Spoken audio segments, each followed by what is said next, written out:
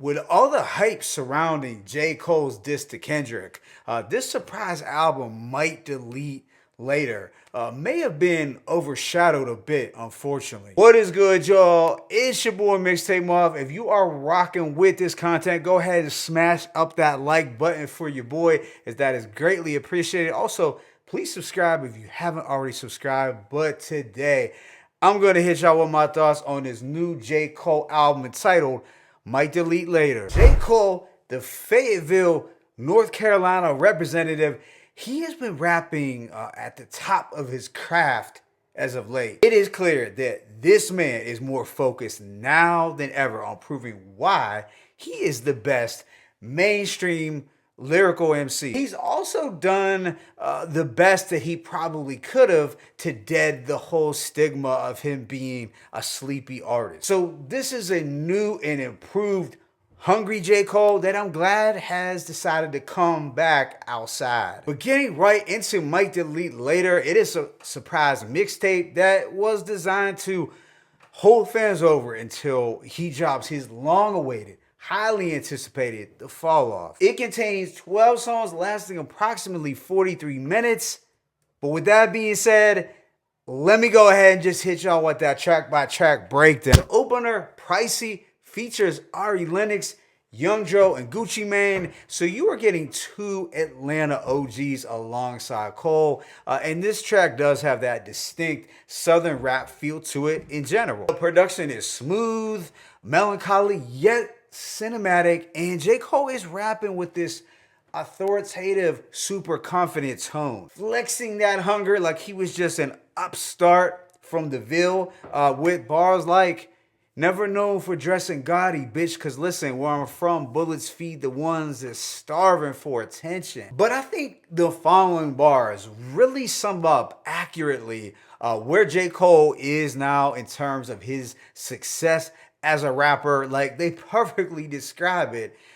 Breaking news, I've officially entered my prime, which is interesting. This is the point where a rapper would typically start to decline. Somehow I climbed.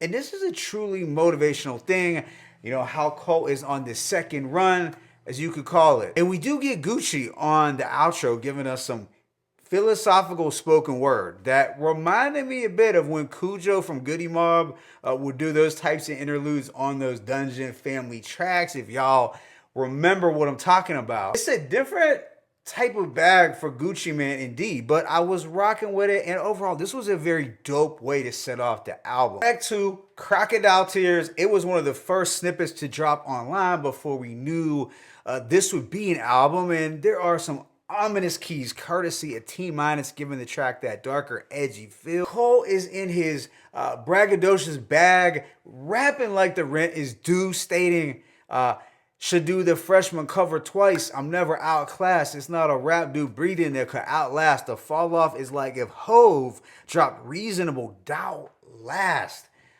Now, that's a bold declaration. I'm digging the confidence, and hopefully he's right about the fall off. So altogether, Crocodile Tears was a banger that I have no issues with. Track 3, Ready 24, features Killer Cam, and here they both remake that classic Dipset track, I'm Ready, with those chipmunk soul vocals, and I'm glad they did a remake because this was long overdue for a sample flip. Interestingly, Cole is using Jewels' flow, and it sounded fire. Cameron also sounded good vocally. I think it would be nice if Cam recorded a new project with the right kind of production because he still seems to have it lyrically. But yeah, this is another banger that's going to be ideal for the gym or working out. And you would likely love it if you're a Dipset fan. The following song, Hunting Wabbits, has more of a mellow trap flavor. We get a slower hypnotic sample that still feels distinctly Dreamville-like. And Cole is rapping in a more monotone voice, but he's taking shots at folks. I dug his Bishop from Juice reference with "Talk to me proper, you looking like Q at the locker. I pop up how Bishop it came." Then there's a silly gun bar, which isn't too bad. I'm clapping at dudes like they owe me money. Now the clip looking like Chick-fil-A on a Sunday. But probably Cole's most ruthless lines on this project might just be, Aim at whoever ain't dead, I will win. You thought because I'm God of this rap shit that I just forget all the sins. And yes, this was more menacing than any of the bars he had for Kendrick. Subsequent song, h.y.b, is a change in pace from the preceding songs in that it is more melodic and vibe heavy. It is set to an acoustic strumming beat that was pretty dope, and we do have a hook from Boz that's super catchy. Now, truth be told, I didn't care for the Central C verse at all, but Boz killed the hook and caught some witty lines. Like the alphabet bar, which was a little corny, but also clever at the same time, where he said, that's little me in the class asking, what's a L? So look, while I don't have this track as a favorite, it's not bad, and it offers a change in pace sonically that some might enjoy. However, the following song, Fever, I feel is really the only miss on this project. It is your standard wavy auto-tune type record that didn't do much for me, but I see why Cole added this to show some variety and to also demonstrate that he can make this style of song that Drake and 21 Savage can do. I don't hate it, but I wouldn't seek it out, if you know what I'm saying, and I don't consider this to be one of his strengths. The next song though, Sticks and Stones, now that's a major highlight. We get these beautiful plucking strings and dusty drums from The Alchemist. It's a smooth, hypnotic backdrop for Cole to get busy and just body shit. Like when he said, sticks and stones may break your bones, but saying my name in a verse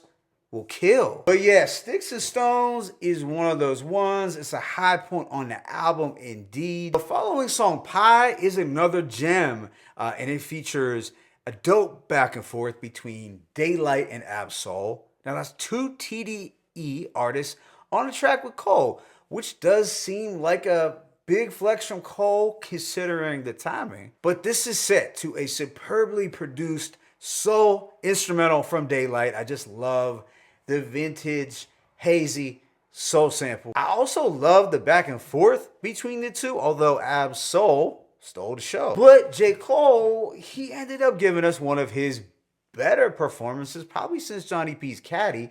Well, maybe not that good, but it's up there. Some standout lines from Cole were, so full of potential, but never given the chance to develop. My head envelops the pen. These ain't fan letters I craft. His albums dropped, it was trash. I litter it like I can't spell it. Peep the fly wordplay on display. Afterwards is Stealth Mode with Boz, and it's one of the shorter tracks and great for vibes and flows. This has a slick, bouncy beat that feels like it was tailor-made for this duo. Like it could have been called a Boss and J. Cole type beat. Following this is 3001, an aggressive track with a gritty Mike Will made it instrumental. It's just one verse from Cole who is feeling himself some more, stating they growing more eager. Cole, who you gonna kill on the next feature? Wonder who he was getting at there. Was it Benny? But yeah, 3001 was a raw and grimy track that was solid. Second to last song though was Trade the Truth in Ibiza featuring Trade the Truth. Now this has lavish strings and some alluring chipmunk vocals. The beat is blissful and it just feels like springtime. Cole is doing the double time flow, talking about a myriad of things, giving us some motivation as well as some self-reflection, to where he was admitting about overthinking things in the past, but now he's learned to accept not being perfect. And there was the dope line, you want to tap into your greatness? Well, this is the starter kit. Then this project wraps up with 7-minute drill, which I already did a track review for the other day, so I won't say much more about it here. But go check that video out if you haven't, and be sure to smash that like button up. Although I did learn since that the producer T-, who did the first beat, had only 7 minutes to do it, hence the name 7-minute drill. Cole said, you only got 7 minutes, which could explain why it wasn't nearly as good as the second beat produced by Conductor Williams, which had that Drake energy flip. So overall, I'm gonna give this project a rating of 4 mics. I think for a surprise album, it was dope, hard hitting, and it's a promising way for fans to go into his upcoming project, The Fall Off. Throughout it, Cole is rapping with more energy and more hunger than some of those previous conceptual projects years ago, making it a point to prove that he is a force to be reckoned with in this rap shit. In terms of the production, I had zero issues with it. The only song that I did not care for was Fever, but I'm sure I've heard worse auto-crooning songs for sure. Yeah, we have no clue how The Fall Off is going to sound, but if this mixtape is any indication of the quality, then we will likely be getting a special project from J. Cole. Favorite tracks include Pricey, Crocodile Tears, Ready 24, Hunting Rabbits, Sticks and Stones, Pie Stealth Mode 3001, and Trade the Truth in Ibiza. But let me know your thoughts in the comment section. It's your boy Mixtape Month. I'm signing out. But as always, it's peace and blessings. J. Cole might delete later. One.